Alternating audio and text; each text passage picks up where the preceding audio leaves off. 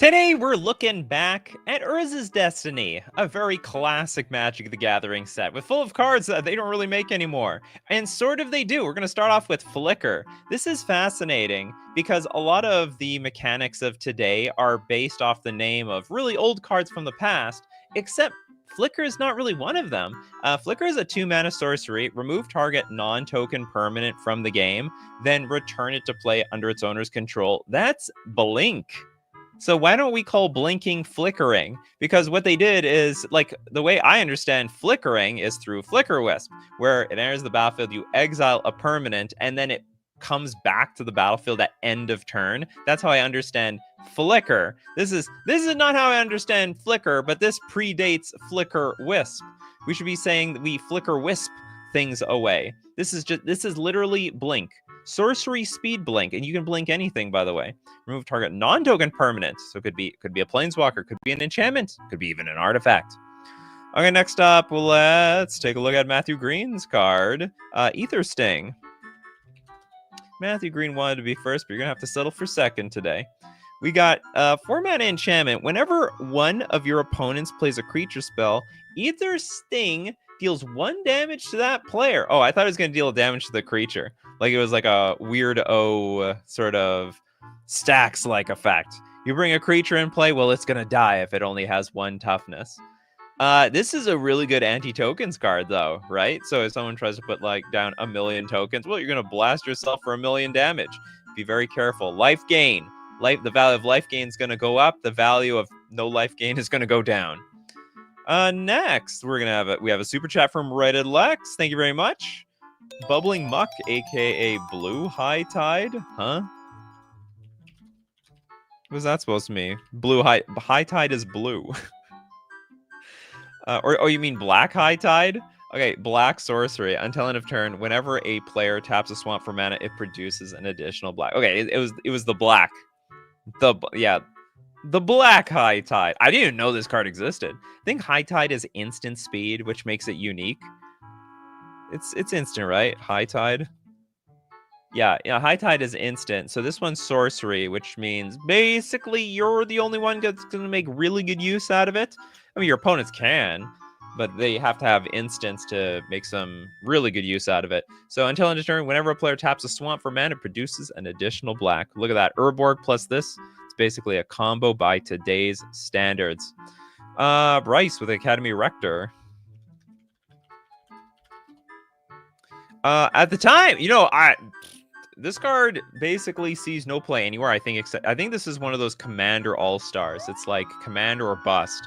4-mana 1/2. When Academy Rector is put into a graveyard from play, you may remove it from the game. If you do, search your library for an enchantment card, put that card into play, then shuffle your library. Because like maybe I'm not super familiar with Legacy. Maybe there's a Legacy deck out there that plays this thing. But anyway, I've never heard of it, and it'd be like super clunky. Step 1, get your Academy Rector in play. Step 2, sacrifice it. And then like I don't know what enchantment would like blow everyone's brain out in terms of power level, but certainly this is a much more powerful, interesting card for the Commander players. So it aged really well over time. It aged super well. Oh, Bell Replenish. Replenish all those enchantments, apparently, that might have went to the graveyard. 4-mana sorcery. Return all enchantment cards from your graveyard to play. You hear that, Enchantress players?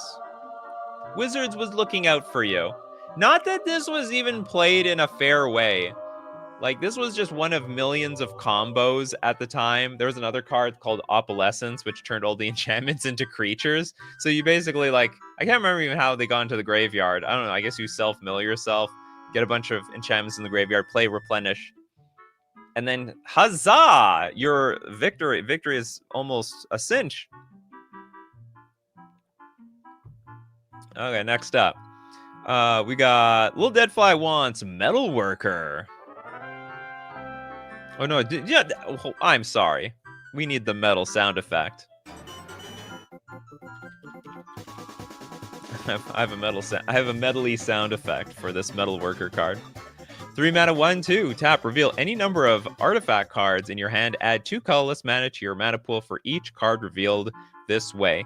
There was one legacy deck that really abused this card. I mean, of course, it was super popular at the time. It was super ramp. Reveal any number of artifact cards. Was a million artifact cards in this whole Urza block. So this was like, I don't know. I think this is one of the greatest ramp cards of all time, just naturally. Three mana, but on turn, I guess 3/4, depending when you got your Metalworker out, you could easily add 8 mana to your mana pool, then ramp some.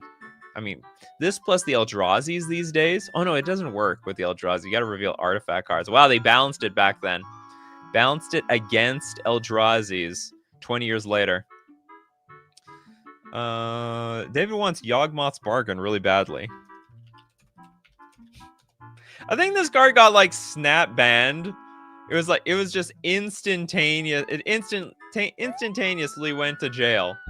6 mana enchantment. Skip your draw step. Pay 1 life. Draw a card. Yeah, let's just add 3 more mana to Necropotence. It's fair.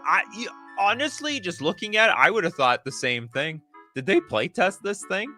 Oh, look, remember, back then, Necropotence wasn't even that big of a deal. It was like, it was like an OP card, but they just let it hang around for a super long time. People got used to it. Maybe a little too used to it. But then when they decided to, I mean, I don't know exactly, but when they knew Necropotence was a little too much, it was broken. Yawgmoth's Bargain wasn't that far behind. Arguably worse, because you just get the cards immediately in your hand. And, I mean, that's that. Same blog had Scourge Familiar for free mana, so the bargain was insane.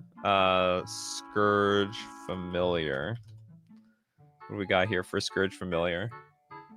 Oh, this was in Saga. 5 mana, 3/2, flying. Choose and discard a card, add black to your mana pool. Oh, plays ability as a mana source. Interesting. Is that really how they used it? I'm not familiar with the decks. Like these decks, I just know they're all broken and banned. They banned tons of cards so quickly. I don't even know what the pure form of this format was at the time. Benjamin Berkey with False Prophet. Oh, is that originally from Urza's Destiny? Well, I'll be damned. There it is. 4 mana, 2/2. When the False Prophet is put into the graveyard from play, remove all creatures from the game. Wow. Even my opponent's creatures? Why would my opponent's creatures follow my prophet? They should be following their commander or something. Very persuasive prophet, though. We've got cookies. We just have to jump off this cliff, that's all. Oh yeah, I got it. Okay, old boy. The Scent of Nightshade. This is a 2 mana instant. Reveal any number of black cards in your hand. Target creature gets -X/-X until end of turn, where X is the number of cards revealed this way. Not bad, honestly. Not that. It's basically 2 mana for almost a Doomblade. I mean, it's sort of crappy Doomblade, but you get to kill the non-black creatures. That's what's important around here. Next up, Christopher B with Landslide. This is a red sorcery. Sacrifice any number of mountains. Deals that much damage to target player. This is awful. You're not going to have a whole lot of mountains in play. Not to mention, there's cards like Wildfire where you're already sacrificing your mountains. Damn, those red players, they can't keep their mountains in check. They basically, there's so many cards, actually, that sack the mountains for some sort of value, whether it be damage or turn them into creatures. Vibrant Toucan, that might be a decent finishing in an aggro deck. Most aggro decks are not going to have that many mountains in play. It's going to be like 2 to 3. I mean, maybe. I guess the question... Okay, so here's the deal. Maybe if you have 1 in your deck, it'll act like at least a Lightning Bolt, and at best, maybe some sort of 1 mana 4 damage card. But you can only have 1 in your deck. I wouldn't feel safe having more than 1. I would never play the full 4 copies. Like, if I have doubles in my hand, I'm like, what am I going to do? Sacrifice more of my mountains? Once you sacrifice the mountains first, they don't come back. The mountains don't come back very well. We got Cole, Nightshade Seer. Oh, this is a really realistic looking card. 4 mana, 1/1 wizard. I'm talking about the art, that is. 3 mana, tap. Reveal any number of black cards in your hand. Target creature gets -X until end of turn, where X is the number of cards revealed this way. What? What? They made these spell creatures as early as Urza's Destiny. Also, they made it the exact same time that they made the Scent of the Nightshade. Or was that on purpose? Was that like a theme in the sets as time went on? That they would have, like, you know, the instant and sorcery, and then also combine it with a creature that also had that exact same ability? I never noticed that. I didn't know it was coming from the exact same set.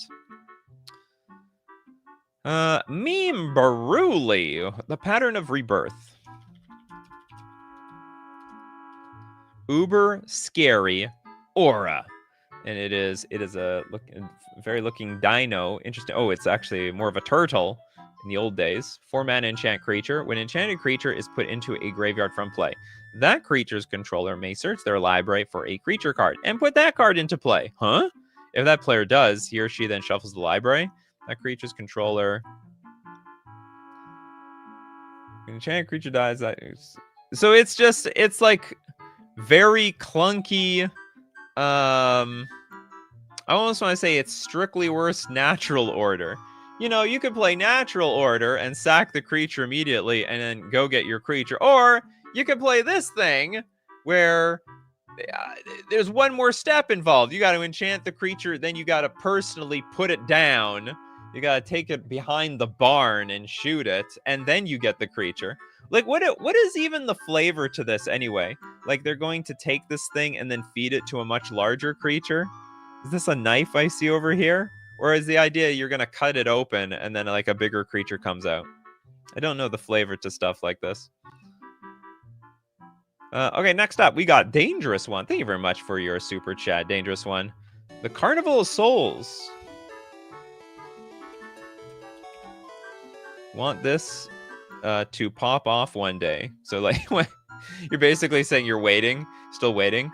2 mana enchantment. Whenever a creature comes into play, you lose 1 life and add black to your mana pool. Oh yeah, this can definitely pop off one day. There could be something that says, like, whenever you lose 1 life, you gain 2 life or something like that. Or no, hold on. Whenever you... Oh, no. Okay. I was thinking whenever you lose life, you get a creature. But if that happens, then you die instantly. Because you'll get the creature, lose 1 life, and then get a creature. Oh, no. Sorry. When a creature comes into play, you lose 1 life. Yeah, that was the point. Yeah, if you could exchange life for creatures. Might backfire badly, though. Someday, yeah, I agree. This is like waiting for its second combo card. Someone out there is always looking at every single new card printed by Wizards of the Coast to see if it's going to combo with Carnival of Souls. Should flash that when some token army arrives. Flash in the enchantment whenever creature... Oh, yeah, it's wow, it's symmetrical. Could, like, so this is the type of card that could absolutely backfire on you. Algot with Urza's Incubator.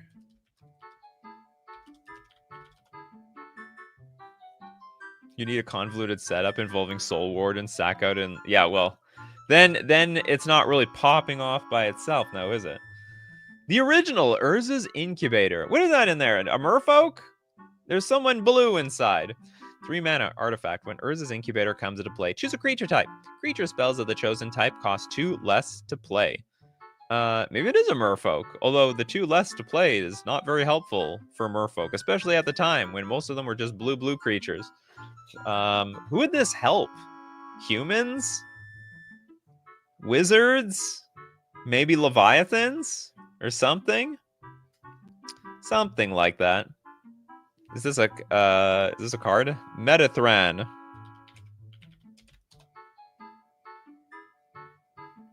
Oh, the well, it might help the... it is a Metathran in there. Well, yeah, I'm going to take it as a card. We're going to look at the Metathran Elite. Will cost a whole 2 colorless less to cast with Urza's Incubator, which means it will cost 1 less to cast. Hold on, are they all... is there any good discount? Oh, you can get the Metathran Aerostat. That will actually give you a decent discount, which did not exist at the time. Everything else was 1 generic... That was a complete flavor fail in that picture. All the Metathrans at the time had only cost 1 generic mana and double blue. And look at this. 2 less? It's pointless. Absolutely pointless. Anyway, we have a 3-mana 2/3. It's unblockable as long as it's enchanted. Also worthless. It's got to be one of the most worthless Kindred cards of all time. We got Matthew Green, a dono for somebody. Dono for OBJ? Huh? I guess this is for anybody? If that was specifically so for someone, I have no damn clue. Next up, let's go... Oh yeah, Urza's Incubator would be great for the Eldrazi by today's standards, that's for sure. Trent Sims and Argentina with Treachery. It was a team effort. Cool cube card, fun commander card. 5 mana enchant creature. When Treachery comes into play, untap up to 5 lands. You control enchanted creature, so basically it is for free. And it's reserve list. How much is it? $41? Not bad. Not bad for a free. It's basically like removal and steal. It's removal in a weird way. Donate the card is what he was talking about. Well, I donated it. It's been donated. It's gone. Oh, he wanted donate. The actual card donate. Okay. Let's go look at donate. It's that was like a flavor win. I didn't even get it.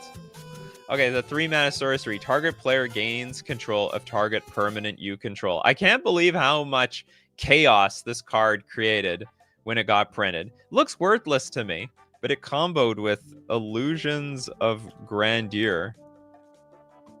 Another incredibly worthless card in isolation. It was like 4 mana. When it comes into play, you gain 20 life. When it leaves play, you lose 20 life, and it cumulative upkeep too. So the idea is you play it, you gain 20 life, then you donate it away.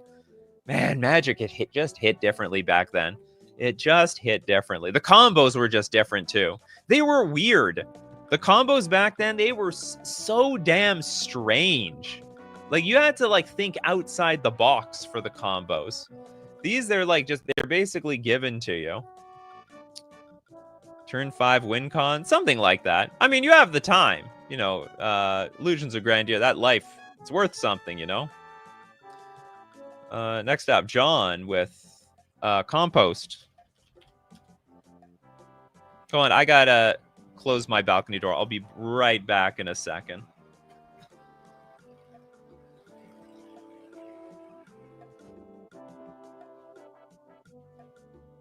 I don't know how to put it. It's lawnmower season now. I got like someone mowing the lawn near at our property constantly, and then there's another property next door they're constantly mowing their lawn.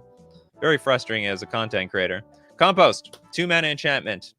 Whenever a black card is put into one of your opponent's graveyards, you may draw a card. That is sick.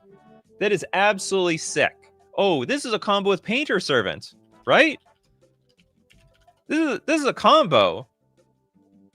Is this not a combo? Whenever a black card is put into one of your opponent's graveyards, you may draw a card. That is absolutely busted. That's a free one from me. I've never heard of that combo.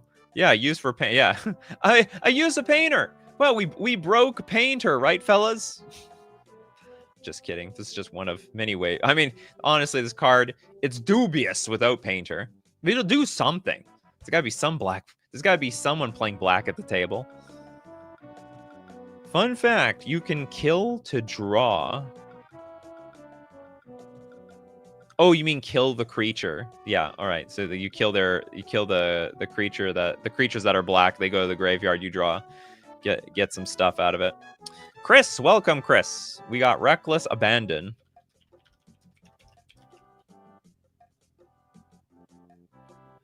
One red for a sorcery as an additional cost to play Reckless Abandon. We have to sacrifice a creature. Reckless Abandon deals 4 damage to target creature or player.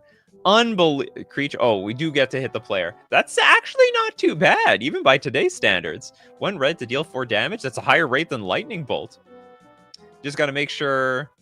I'm surprised more people don't play this thing. I mean, it's not exactly Goblin Grenade. Isn't this just basically a crappier Goblin Grenade? Oh, yeah, it is a much crappier Goblin Grenade. I guess that's why. It's just so much worse. But for people who don't play Goblins. Reckless Abandon. Trent Sim says, did you know if your opponent dies during the game, you win by default? Just a fun fact. Yeah, it's called resigning from life. Shaking hands with God, I suppose. Where's Beanpot, Gamekeeper. Gotta keep that game in order. We have a 4-mana 2/2 elf. When Gamekeeper is put into a graveyard from play, you may remove Gamekeeper from the game.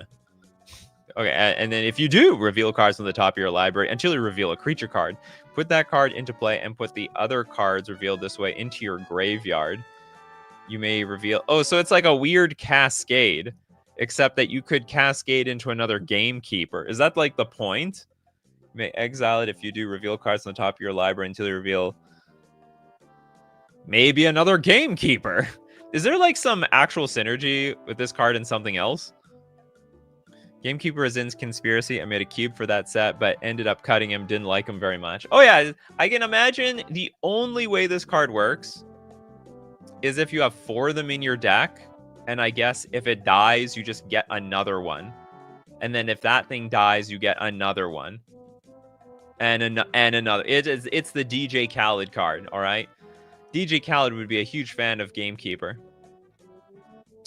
Next up, Argentina with Sigil of Sleep to go with the Metathran Elite. Sigil of Sleep is a blue enchant creature. Whenever enchanted creature deals damage to a player, return target creature that player controls to its owner's hand. Return target creature that player... Oh, I see. That's not bad. See, if you put this on like an invisible stalker or something, that seems pretty boss. That seems... It seems so annoying. It's a powerful effect, though. You need to put this on an unblockable hexproof creature. Not hexproof. Yeah, hexproof. Shroud is the opposite one. You know what's that? You know, Michael Ing loves this block. I love it because I love the symbol.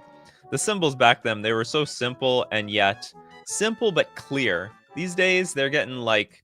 The symbols are getting just stupid. They're just getting too busy for my tastes.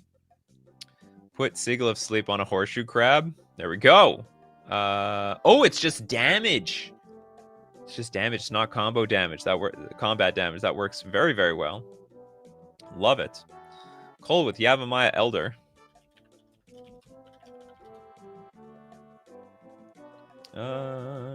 Yeah, this came from Urza's Destiny. Wow, why didn't they reprint this image? They never did. They changed it.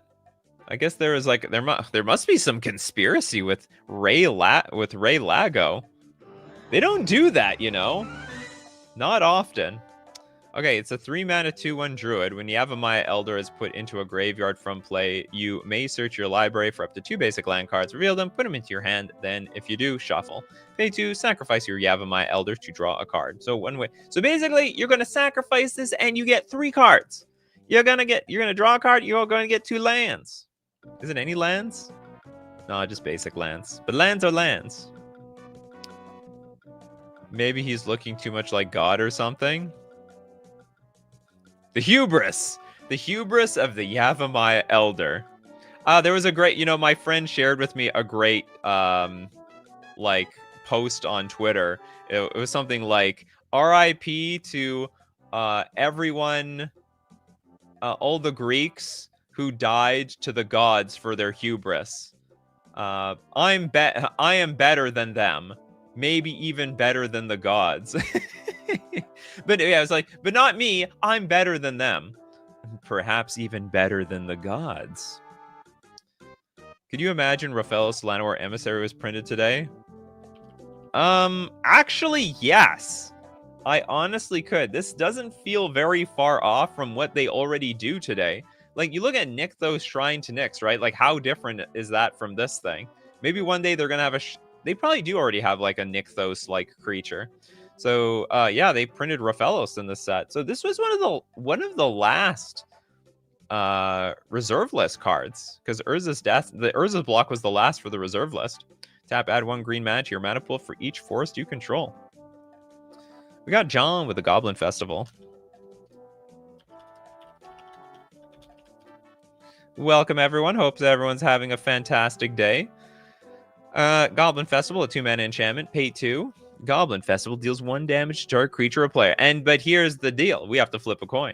If we lose the flip, choose one of your opponents. That player gains control of Goblin Festival.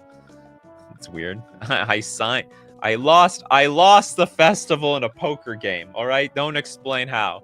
I thought a full house beat a 4 of a kind, damn it. Next, let's take a look at... I find it's like the same 4 people suggesting cards. Powder Keg. Some people out there loved Urza's Destiny more than others. I love this card. Why? Because I used to be a mono blue player. It's Ratchet Bomb. It's just Ratchet Bomb, basically. 2 mana artifact. At the beginning of your upkeep, you may put a fuse counter on Powder Keg. Tap, sack your Powder Keg, destroy each artifact, creature, and... destroy each artifact and creature with converted mana cost equal to the number of fuse counters on Powder Keg. Now, the difference between this and Ratchet Bomb is that, remember, it says artifacts and creatures, so it doesn't hit enchantments, it doesn't hit planeswalkers. So if you want to keep your enchantments and planeswalkers, around, because you're playing with them, you want to play Powder Keg, not Ratchet Bomb. But for me, I used to play mono blue back then. I was a mono blue counterspell permission deck. I didn't have sweepers. I didn't even have any removal. This was my removal. This was my Doomblade. And yeah, it took like 3 turns to get it online to kill your 2 drops or whatever. But I mean, I had to do what I had to do. That's what I did. We did Replenish Mike. It was a great card. That card was worth some serious money. Still is. Still is. Okay, old boy with Magnify. Still play it in multiple pre-modern decks. Oh, which one? Okay, Magnify. Green. Instant. All creatures get +1/+1 until end of turn. This is awful. I mean, maybe it could be worse, but it's not that exciting by today's standards. Chris says, is it bad if I keep suggesting the same card if it doesn't get picked? Is that all right? No, it's all right. So how it works around here is I try to get around to everybody. There'll be people who will say NCY, like no card yet. And then once I've done everyone, then I start doing everyone's second suggestion. So yeah. Also, I do have the 15-second delay. So you can't spam too hard. So you got to fight. You do have to fight over everybody else to get your card suggested. So that's, for anybody new here, that's how it works around here. I'm surprised Yavmaya Hello isn't banned in Commander. Why? Seems like an auto include. You would think it's not so strictly an auto include. Well, first off, there's a lot of auto includes anyway. Like, are you gonna build a deck without Soul Ring? I mean, you can. Any case, there could be some decks that don't play that many creatures or any creatures. Maybe the mana is very sensitive in your deck, like it's a 4 or 5 color deck, and they just can't make use of this colorless mana because remember, it taps for 1 colorless. That's not particularly useful if you're very mana intensive. And yeah, but it's useful. Yeah, pay a green, tap, regenerate target creature. Almost an auto include. I don't think everything banned in Commander is based on auto includes because there's a lot of them. I think most stuff is banned because they're annoying or broken. Just like partially the same in competitive Magic. But we have less cards banned in competitive Magic that are annoying. More so on the broken side. To be honest, so many cards can't be regenerated anyways. Yeah, like Exile. Exiling works. All right, we're going to look at more Urza's Destiny cards. So don't change that dial, but we got to thank our sponsor today, FusionGamingOnline.com. My favorite place to buy my Magic the Gathering cards, whether it be for Ether Drift, Tarkir, Dragonstorm, or the next crazy set that comes out. You know where you can also get Urza's Destiny cards? Also at FusionGamingOnline.com. And if some of those reserve list cards are a little pricey for you, well, I got some good news for you.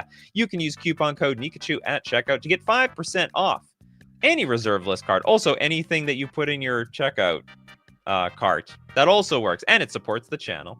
We're also going to thank Mana Traders, the premier place to rent Magic cards online. For Magic Online, the digital client to play all formats. You want to play pre-modern and legacy with your cool Urza's Destiny cards? Look no further than Magic Online and rent using Mana Traders. You can support the channel renting using my Mana Traders link in the description below, or save 40% cash back on your 3rd month subscription using coupon code Nikachu _C1Z. Always gotta pay attention really close. Am I talking to Americans or am I talking to Canadians? There's more Americans out there. We call it Zed back in Canada. Gavin Drake with Opalescence.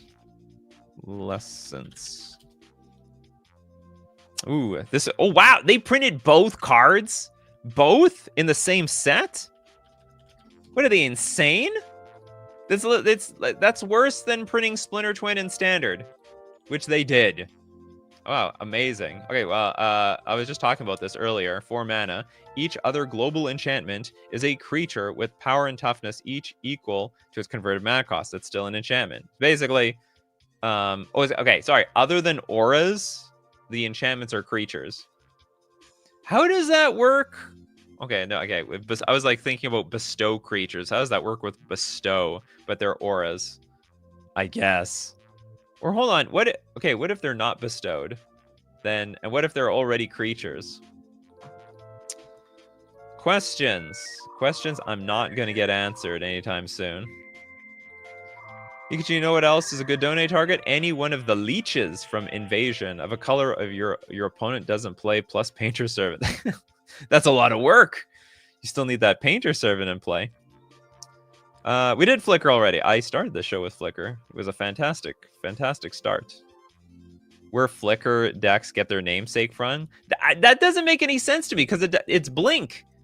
We call it Blink now. I don't know. I thought Flicker is like it removes the permanent and it comes back at end of turn.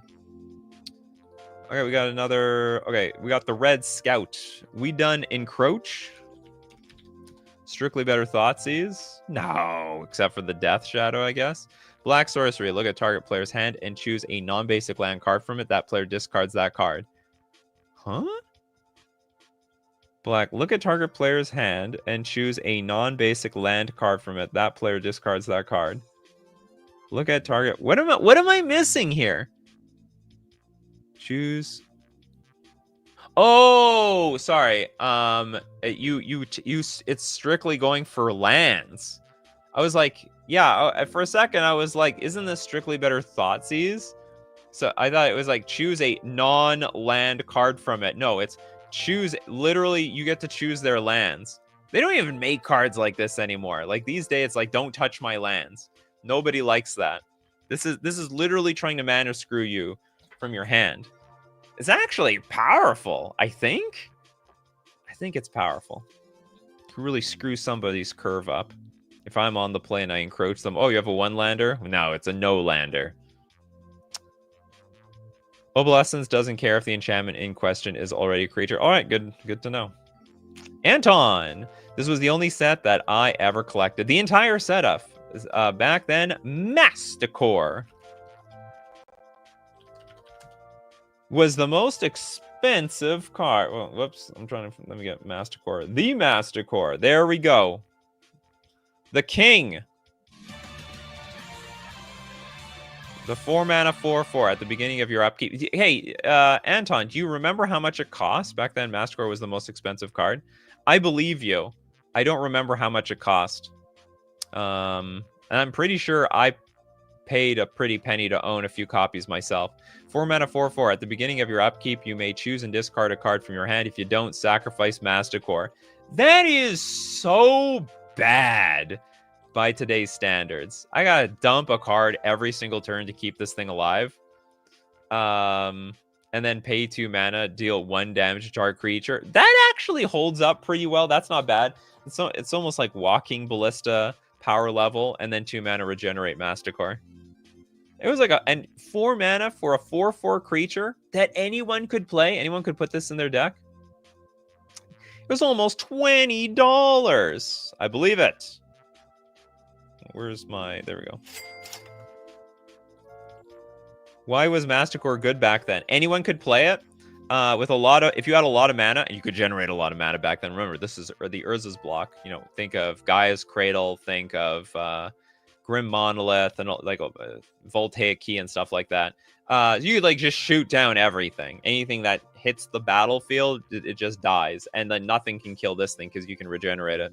So it was like it was the Swiss Army knife at the time in some capacity. The quality of the creatures back, oh yeah, they're terrible. They're just absolutely awful. So this was pretty good. It wasn't bad at all. John with Scrying Glass.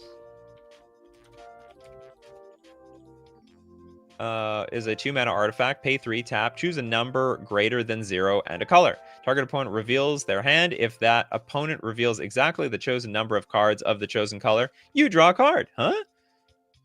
You choose a number greater than 0. Target opponent reveals their hand. Exactly they reveal exactly the chosen number of cards of the chosen color. Oh, so I have to like basically prophesize how many blue cards are in their hand, or black, or green, or red. So this was for like a black deck, I guess, at the time. So you first, step 1, you get your encroach on. Now you have perfect information, and then I guess you scrying glass immediately, ideally, and get value. This is awful, and for 5 mana. Oh yeah, I'm not defending this thing like it's good. Steve Cooper, Ether Sting. Oh, we did this one. Sorry about that. We did this one already. And we have a second Christopher B in the house. Christopher B does the same thing. It's just pushes out a bunch of cards. Lurking Jackals. It's a black enchantment. When one of your opponents has 10 life or less, if Lurking Jackals is an enchantment, it becomes a 3/2 hound creature. Here's my problem with this card. If your opponent already is getting their butt beat down, and you lay in the smack down, what do you need this card at this point for? And this is a card you played early. You're better off that this card was actually more expensive to like really put the final nail in the coffin of your opponents. That's my only problem with this card. Kano Opposition, one of my favorites. I own a foil Japanese opposition. 4 mana enchantment. Tap an untapped creature you control to tap target artifact, creature, or land. If you have enough creatures on the battlefield, you could paralyze your opponent's mana base with this. Not as useful in Commander. I threw this in my Commander deck. I mean, it's a lot weaker. It's a lot easier when you only have one opponent. You're like, do I want to tap my creature to tap their creature? And I don't have that many creatures in play. It can be a problem. It is strong, though. Very hard to use, though. We did that one, Steve Cooper. Oh. Squirrel loves this enchantment. Yeah, I think it was just literally called Squirrel Opposition. Is that what it was called? Yeah, it was a fantastic deck. Unfortunately, a little bit before my time, before I started playing, I would have played that deck in a heartbeat. Benjamin Berkey, since we're talking about Replenish and Opalescence being in the set, it only makes sense to look at the Aura Thief. Stealing the auras. As if that was really a great card type back then. 4 mana 2/2 illusion, flying. When Aura Thief is put into a graveyard from play, oh, you gain control of all enchantments. When I see the word aura, I think of like, the creature enchantment thing. Although back then they weren't even called auras. They were just called creature enchantments. I should have known better. Was this like this was the answer? That they don't do that anymore either. Back then, wizards would print threats and print answers to those threats. So look at that. You're afraid of Replenish? Just play Aura Thief. Play it and kill it, and then you counter your Replenish opponent. These days, they just print powerful crap and then print the answer like 2 years later. After they've banned cards. Way after the fact. We got VVP. Oh, we did False Prophet. Sorry about that. Yeah, the False Prophet. Very surprised. Steve Cooper with Wake of Destruction. Very destructive. Okay, we didn't do this one. This is a 6-mana sorcery. Destroy target land, and all lands with the same name as that land. Goodbye, basics. So this was, I guess, a time... I think the deck that would have gotten most screwed was the red decks. I don't know any other deck that wants more basics than the red players. They were like super heavy on like everyone else could cheat stuff out, but red had to do things the old-fashioned way. Like if you want to attack with ball lightning, I can't remember if it was in standard at the time, but I mean you have to play with the mountains. There's just no way around it. Screw that player in particular. No, local enchantments is what auras were could before it was keyworded. Good to know. Next up, we've got Bryce's Repercussion.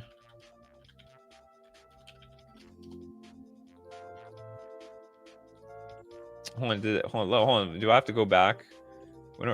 Gain control of all enchantments. When it dies, you gain control of all enchantments. You don't get to move auras. Okay. Whatever that means.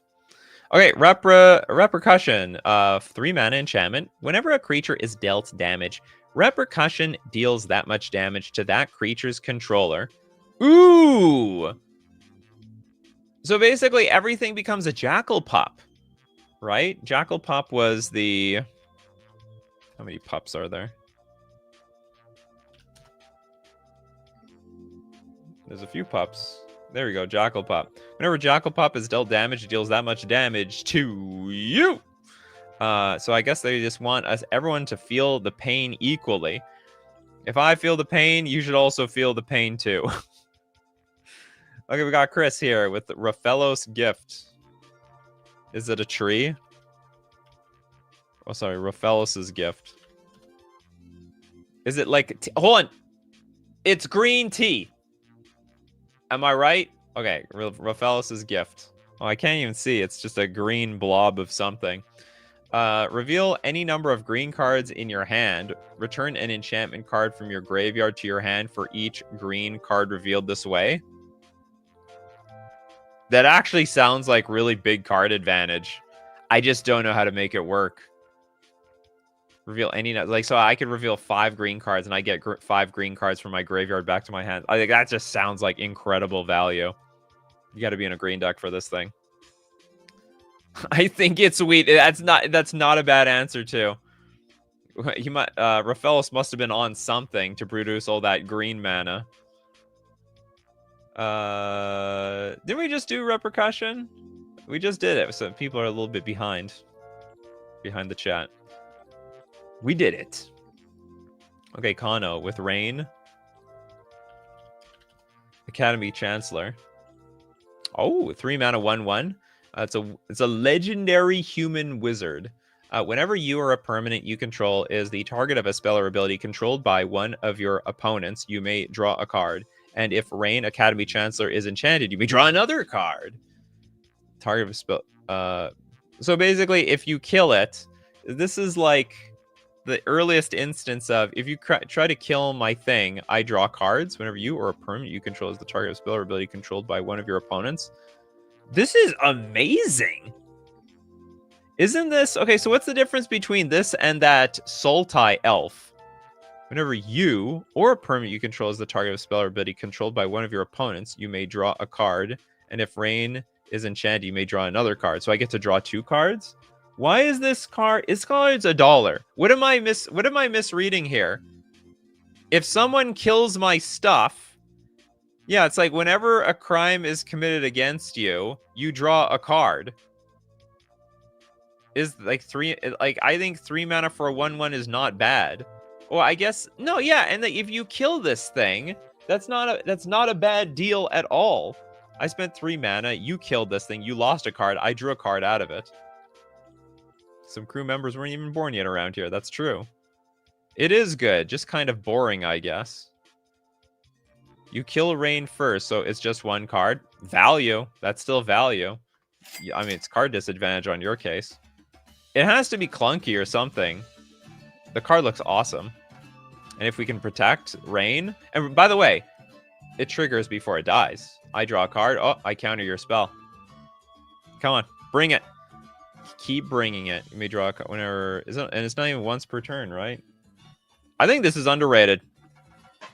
I think this card is supremely, supremely underrated. Beautiful card. We did Raphaelis Gavin. Beanpot, Sowing Salt.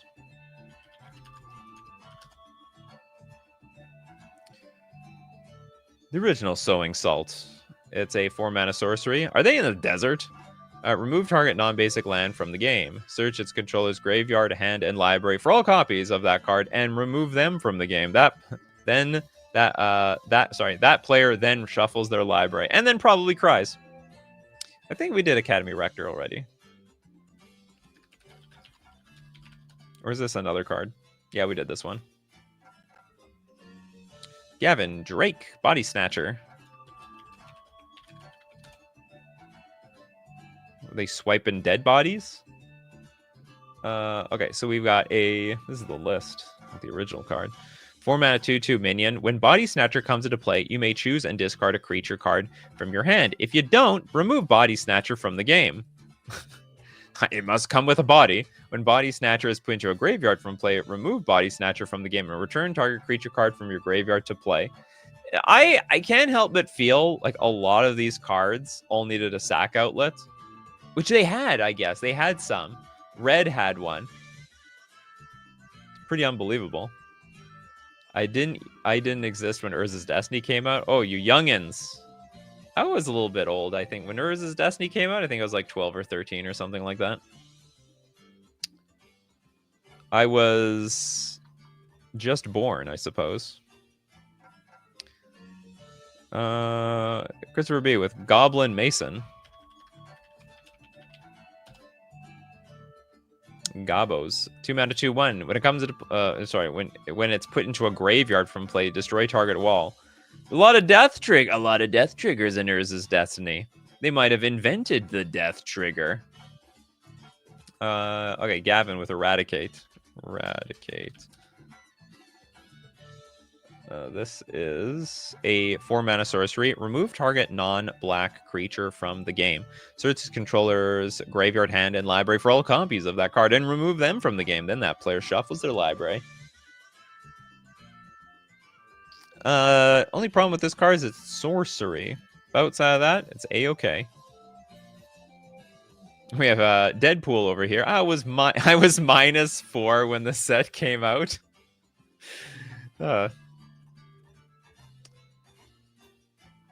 Oh, we didn't do Elvish Piper. It would be a crime not to have Elvish Piper on the show. It's been so heavily reprinted. Wow, the original art is like the best. Well, honestly, I have nothing against this art, but like this feels very, how do I put it? It feels very magic-y. 4-mana 1/1, pay a green tap, put a creature card from your hand into play.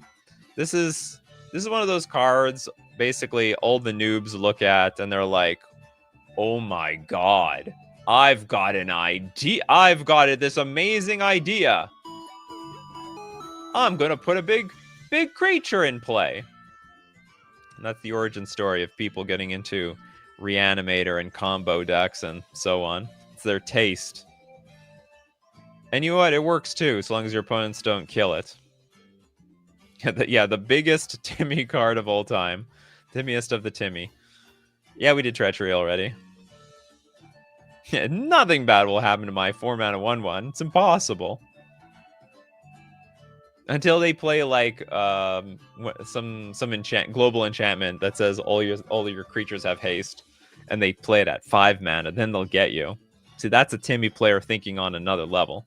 Next level Timmy. Old boy with Ran Golem. Anyone looking for 3 cards yet?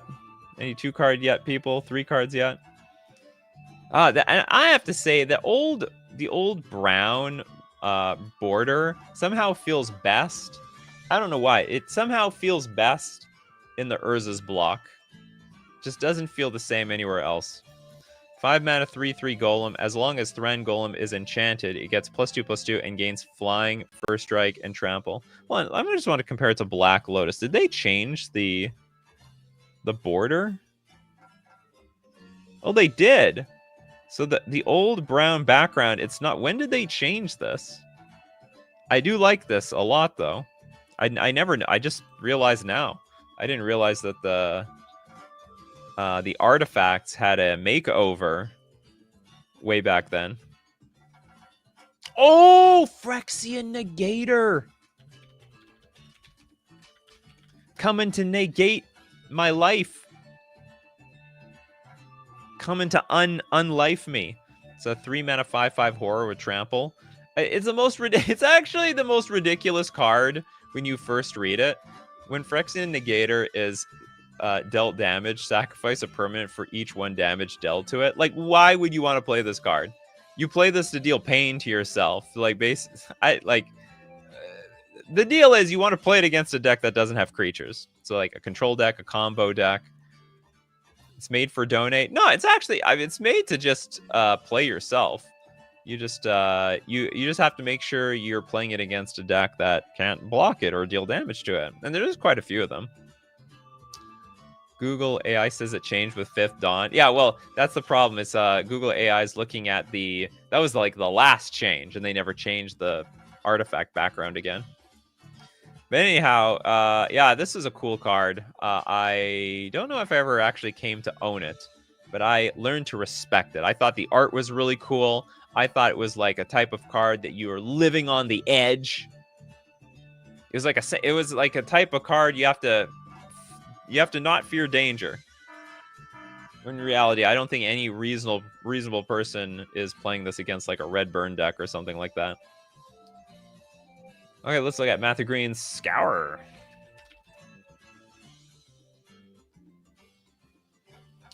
Did I spell Scour right? I did spell Scour, damn it. Another answer to Opalescence. Scour. Oh, there we go.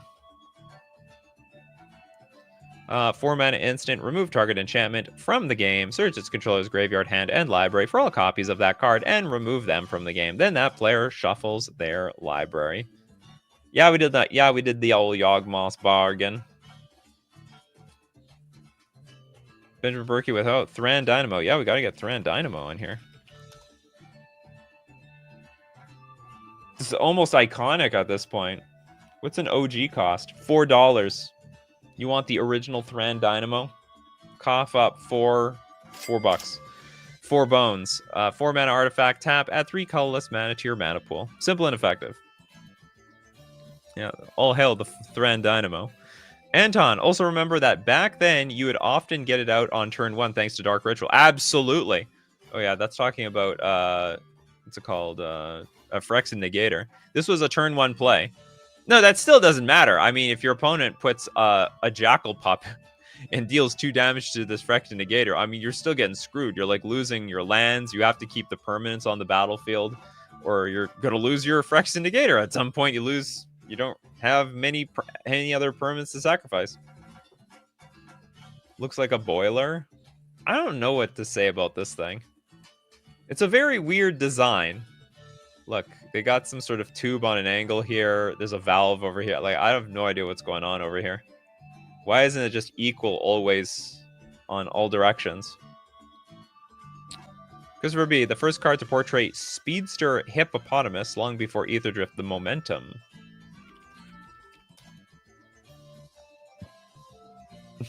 Yeah.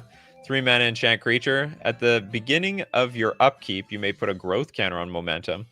Enchanted creature gets +1/+1 for each growth counter on Momentum. That's Momentum for you. Oh yeah, exactly. Michael Eng. Shock Phyrexian Negator, lose both the creature and the land, and then it's all over. How about Ivy Seer? Oh my goodness. Okay, we have a 4-mana 1/1 wizard. It's a wizard? Oh, it's an elf wizard. Well, back then they didn't have 2 creature types. Back then, how could this not be an elf? That makes no sense.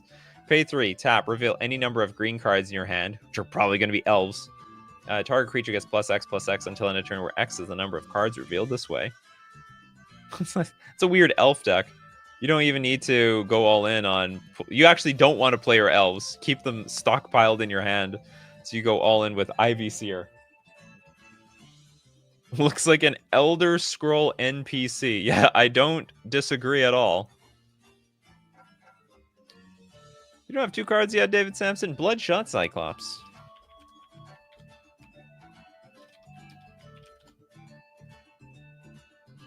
It's a 6 mana 4/4 giant. Tap, sacrifice a creature. Bloodshot Cyclops deals X damage to target creature or player, where X is the sacrificed creature's power.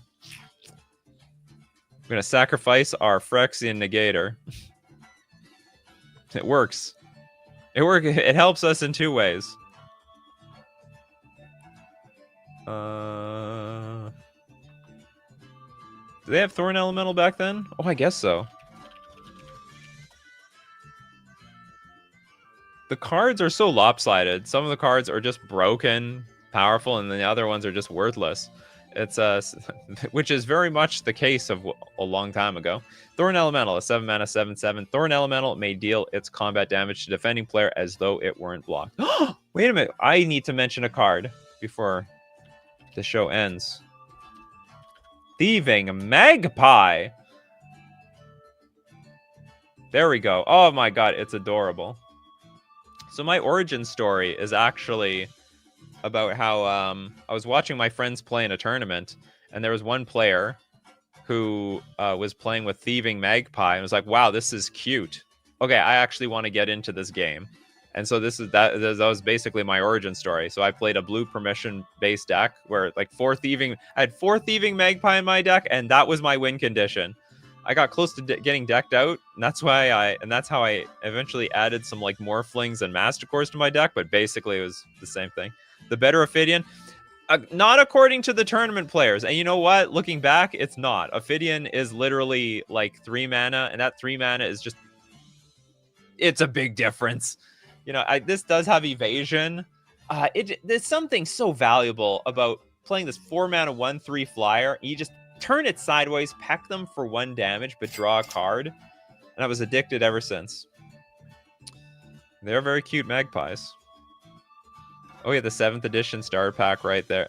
Well, there is a 7th edition one, but I don't like this one.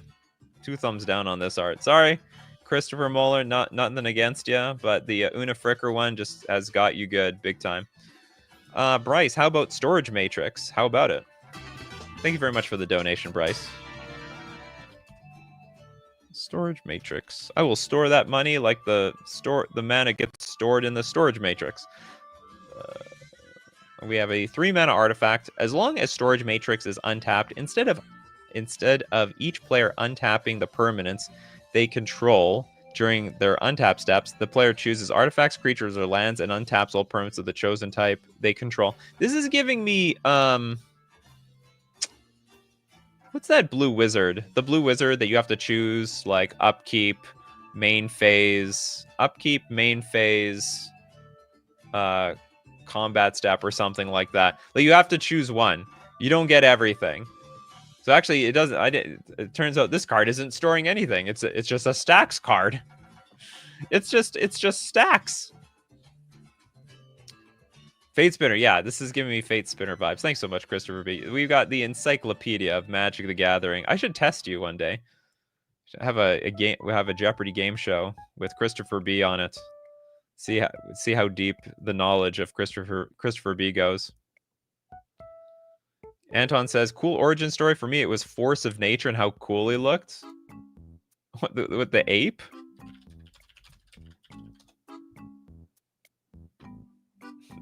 This thing? The red eyes. It's evil.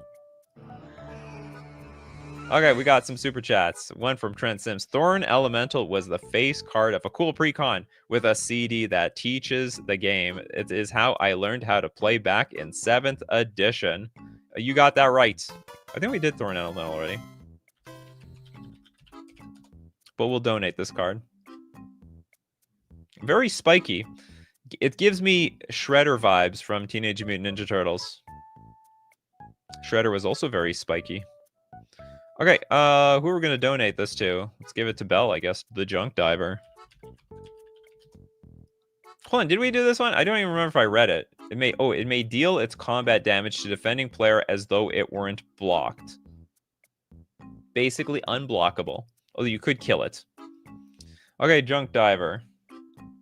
A 3-mana 1/1 flyer. When Junk Diver is put into a graveyard from play, return another target artifact card from your graveyard to your hand. Another death trigger card. Like, what am I even diving for? I'm like sending stuff to the graveyard to get stuff back. Why don't I just have more stuff that's I'm willing to just keep in play? And this was 3 mana for crying out loud. It was 3 mana. Spartan with Rescue.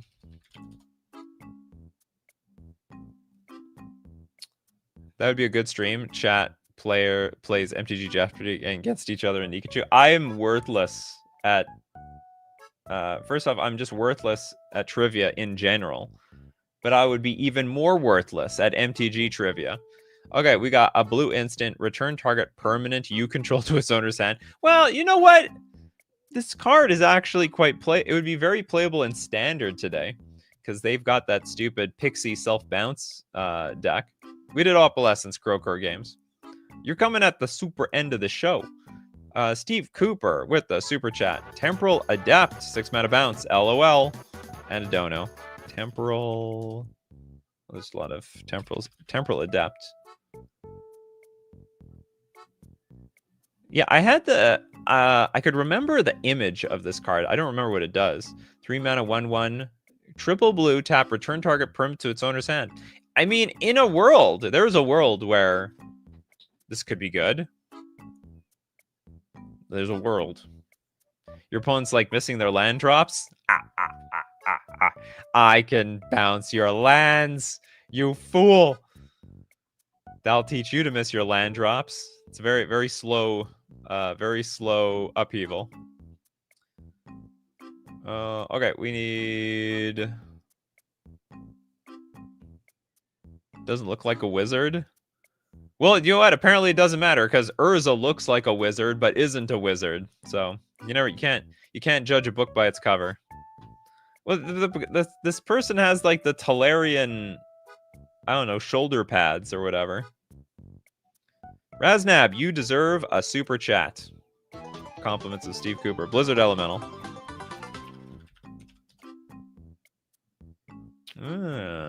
7 mana 5/5 flyer. Pay 4. Untap Blizzard Elemental. That's it? And, you know, it's like pseudo vigilance, I suppose. It's not the worst thing in the world. We got Teruku. Thank you so much for your super chat, Teruku. Probably already did Sigil of Sleep. I did not. I used to attach it and Pemin's Aura to Prodigal Sorcerer for 1 blue instant speed bouncing. Let's look up the Sigil of Sleep. Oh yeah, we did that. Oh yeah, this is the yeah, we looked at this. You want to look at, was Pemin's Aura in this set?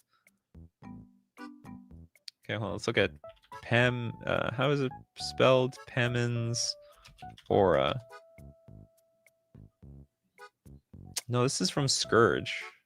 Prodigal Sorcerer. Okay, that's okay. You just wanted to share your thing. So you put it on. So you put Pemin's Aura and Prodigal Sorcerer on this thing. So deal damage to a player, return target creature that player controls back to their hand, and then you would untap with the Pemin's Aura because you can pay a blue to untap. And before you know it, the opponent's not going to even have any creatures left in play. Thank you very much for that story, Teruku. And now with that, we will donate. We'll donate that donation to, I suppose, Argentina with the Wild Kolos.